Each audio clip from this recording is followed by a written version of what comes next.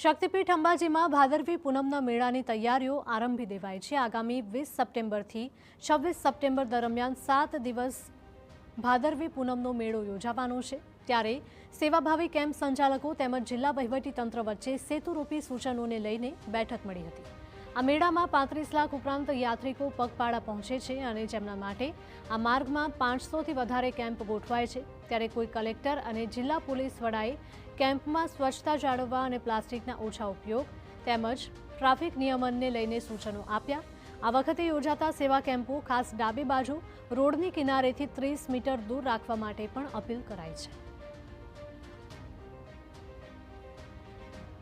આગામી ભાદરવી પૂનમ મહામેળો 2026 જિલ્લા વહીવટી તંત્રની સાથે મળી સેવા કેમ્પો દ્વારા પણ એમાં અભિન્ન યોગદાન આપી સારી રીતે આયોજન થાય તે માટેની પણ બાહેધરી સૌએ આપેલી હતી। વિશેષ કરીને ટ્રાફિક અને કાયદો અને વ્યવસ્થાની પરિસ્થિતિને ધ્યાનમાં લેતા રોડની ડાબી બાજુએ જ તમામ સેવા કેમ્પો કરવામાં આવે અને રોડ માર્જિનથી 30 મીટર અંદર સેવા કેમ્પો કરવામાં આવે તેની પણ સૂચના આપવામાં આવેલી હતી। આ એક આધ્યાત્મિક મહામેળો છે અને આ ધ્યાને રાખીને આ આધ્યાત્મિક મહામેળાના અનુરૂપ તેઓના સાંસ્કૃતિક કાર્યક્રમ થાય જેથી કરીને કોઈ પ્રસંગ ઉપસ્થિત ના થઈ શકે।